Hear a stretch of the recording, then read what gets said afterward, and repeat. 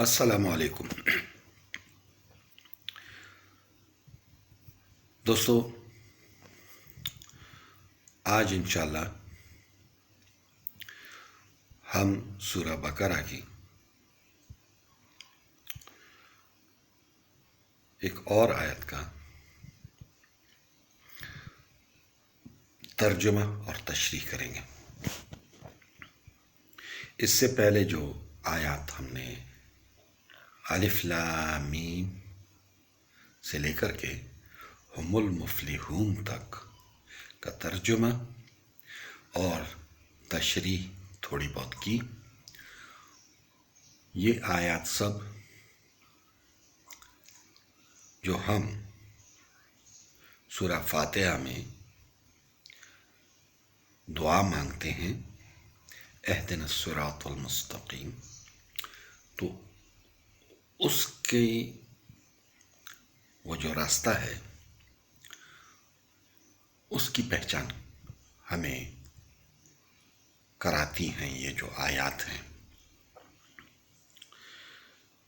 کہ صحیح راستہ کیا ہے۔ کہتے ہیں کہ اس کتاب کو کھولو، یہ کتاب جو ہے یہ من جانب اللہ ہے، اس میں کوئی شک و شبہ نہیں، اور یہی راستہ دکھاتی ہے ان لوگوں کو جو اللہ تعالیٰ سے ڈرتے ہیں، اللہ تعالیٰ کا خوف ہے ان کے دل میں، اور وہ اس وجہ سے ہر برے کام سے جو ان کا ضمیر انہیں ٹھوکتا ہے اس پہ، تو اس سے منع ہو جاتے ہیں۔ اور آگے پھر وہ جو تعریفیں ہیں کہ مومنین کون ہیں، متقی وہ ڈرنے والے کون ہیں، اور پرہیزگار کون ہیں، وہ آگے پھر ان آیات میں تشریح ہے۔ پھر آخر میں کہتے ہیں کہ اولئک علی ھدی من ربہم واولئک ھم المفلحون، یہی لوگ ہیں جو ان کے رب کی طرف سے ہدایت پر ہیں، سیدھے راستے پہ ہیں، اور یہی لوگ ہیں جو کامیاب ہیں۔ اب آگے جا کر کے دوستو کفار کا بیان ہو رہا ہے۔ کفار وہ جو بالکل سرٹیفائیڈ ہے، تصدیق شدہ کفار ہیں، جن کے نصیب میں ہدایت ہے ہی نہیں، جو ہدایت قبول کر نہیں سکتے،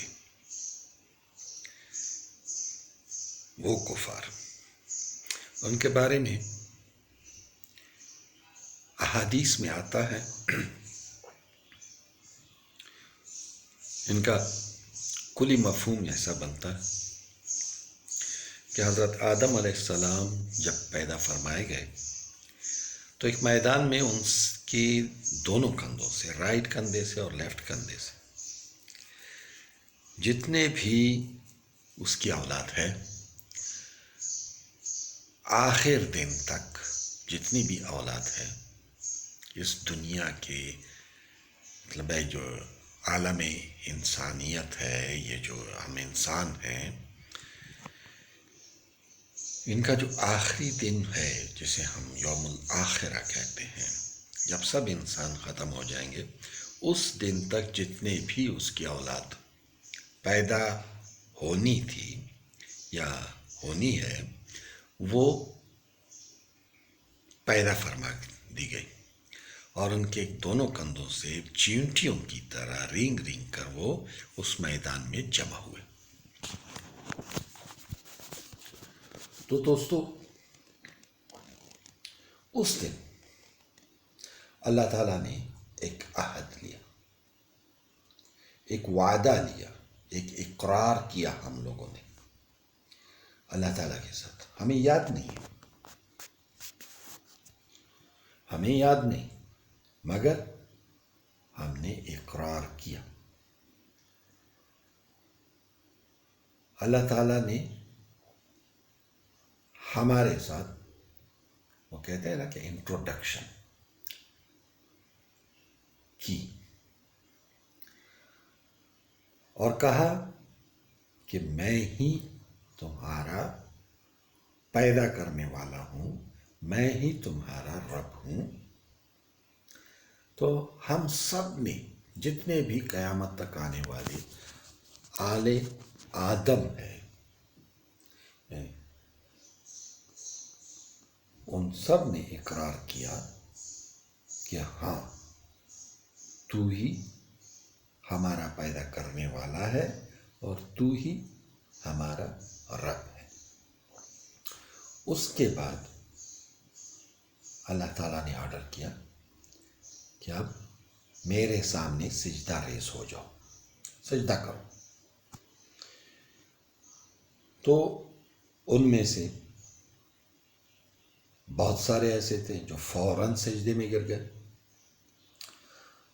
ان میں سے بہت سارے ایسے بھی تھے جو گم و گو کی حالت میں تھے کہ کیا کریں، تو وہ رکوع تک چلے گئے،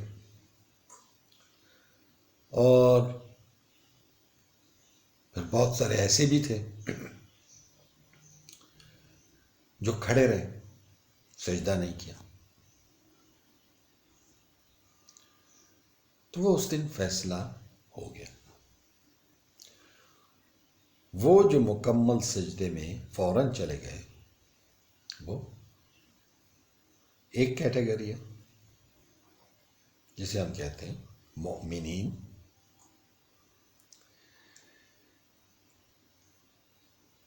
دوسری کیٹیگری ہے جو گم و گو کی حالت میں تھے، وہ منافقین۔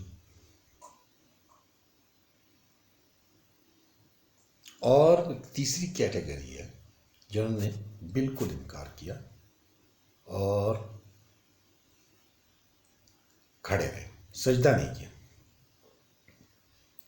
وہ سرٹیفائیڈ کافر، انکار کرنے والے۔ کافر کون ہے؟ انکار کرنے والا، جو مانتا ہے وہ مومن، جو گم و گو کی حالت میں ہے وہ منافق، اور جو انکاری ہے، بالکل انکار کر رہا ہے، وہ منافق۔ یہ تین کیٹیگریز ہیں، تین حصے ہیں۔ پہلے حصے پہ بات ہو چکی ہے، اب یہ دوسرا حصہ جو ہے وہ تیسرا حصہ، کافر، جو بالکل سرٹیفائیڈ ہیں، تصدیق شدہ ہیں۔ ان پہ اب یہ دو آیات ہیں۔ بسم اللہ الرحمن الرحیم۔ ان الذین کفروا سواء علیہم اانذرتہم ام لم تنذرہم لا یؤمنون۔ بے شک وہ لوگ، ان الذین، بے شک وہ لوگ، کفروا، جو کافر ہیں، جو انکار کرنے والے ہیں،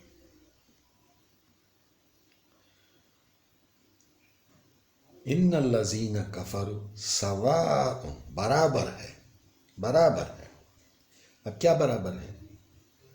انذرتہم، اگر تم انہیں ڈراؤ، ان کے سامنے ڈر پیش کرو، وہ باتیں کرو کہ آپ ایسا اعمال کریں گے تو آپ کو یہ ملے گا، آپ ایسا اعمال کریں گے تو آپ کو یہ ملے گا، جہنم کی آگ ہے وہ اتنی سخت ہے، وہاں پتھر بھی پگھل جاتے ہیں۔ یہ اللہ تعالیٰ کے احکامات، وہ جو اللہ تعالیٰ کے احکامات کی خلاف ورزی ہو رہی ہے تو اس پہ جو سزائیں ہیں، اگر آپ انہیں وہ ڈر ان کے سامنے پیش کریں گے یا نہیں کریں گے، ہم لم تنذر، یا نہیں کریں گے ان کے سامنے پیش وہ ڈر.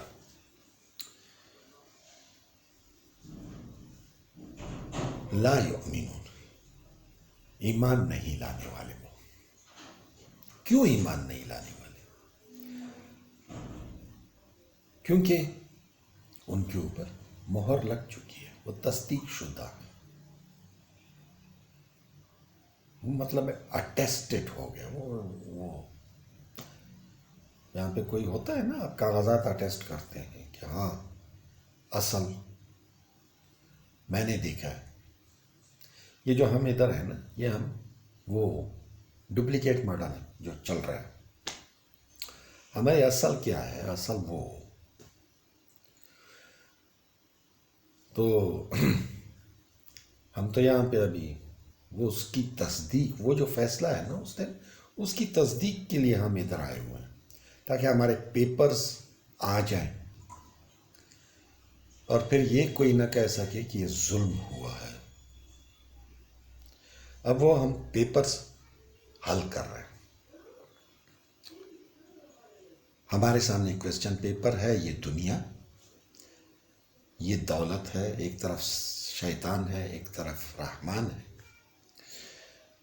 تو اب ہم کیا کر رہے ہیں؟ ہم اس دنیا میں اپنے جو ہمارے سامنے پیپر ہے زندگی کا، اس زندگی کو ہم کیسے گزار رہے ہیں؟ وہ پیپر ہم اپنے اعمال سے، اپنے کریکٹر سے وہ ہم سالو کر رہے ہیں، مطلب حل کر رہے ہیں. تو یہ پیپرز پھر وہاں پیش ہوں گے آخرت کے دن پہ. تو وہاں پہ جو سرٹیفائیڈ ہو گیا، یہاں بھی اس کو چانس مل رہا ہے. چانس تو اس کو مل رہا ہے، پیغمبر آ رہے ہیں، سب کچھ ہو رہا ہے، مگر وہ سننے کو تیار نہیں ہے. اور وہ ایسے سننے کو تیار نہیں ہے جیسے کوئی انویلپ ہے، اسے سیل کر دیا جائے تو پھر اس کے اندر آپ کچھ بھی نہیں ڈال سکتے. سیل ادھر لگ گئی ہے. اب یہاں پہ ان کے سامنے ہو رہا ہے سب کچھ، مگر وہ حق بات ان کے دلوں میں نہیں اتر رہی. ختم اللہ علی قلوبہم، ان کے دلوں کو سیل کر دیا گیا. کس نے کیا؟ اللہ نے. وعلی سمعہم، اور ان کی سماعتوں کو سیل کر دیا گیا. وہ سن سکتے ہیں، بات سن سکتے ہیں. آپ انہیں گالی دیں وہ سن لیں گے اور ریئیکٹ کریں گے. آپ انہیں دوسرے کوئی بھی بات کریں، چلے بھائی سینما ہال چلتے ہیں، چلے بھائی یہ کرتے ہیں، چلے بھائی وہ کرتے ہیں، بازار چلتے ہیں، سودا صرف خریدتے ہیں، وہ تمہارے بچہ ایسا کر لیا اس نے، بچے کو بھی مار لیں گے، اسے تنبیہ کر لیں گے. مگر یہ جو بات ہے، یہ خصوصی جو بات ہے، اس کے لیے ان کی سماعتوں کی طاقت چھین لی گئی. مطلب اب وہ سیل ہو گیا، اب وہ بات وہاں نہیں جا سکتی ہے. وعلی سمعہم، ان کے کانوں کو سیل کر دیا گیا. وعلی ابصارہم غشاوۃ، اور ان کی جو بینائی ہے، بصارت ہے. ہم آنکھیں لے لیتے ہیں، آنکھوں عین کہتے ہیں، عیون کہتے ہیں دو آنکھوں کو. یہاں پہ ابصار، بصار، ابصار کا جو لفظ ہے یہ آیا ہے. یہ ایک پورا عمل ہے. آپ کسی چیز کو دیکھتے ہیں، اس کا امیج وہ آپ کے پیچھے پردے پہ بلڈ ہوتا ہے، اور پھر اس کو آپ کا دماغ جو ہے وہ پہچانتا ہے کہ یہ درخت ہے، یہ کتاب ہے، یہ لکھا ہوا ہے، یہ فلانا ہے. آپ اس کے پہچانتے ہیں اس چیز سے. یہ پورا ایک عمل ہے. تو جب حق بات آتی ہے تو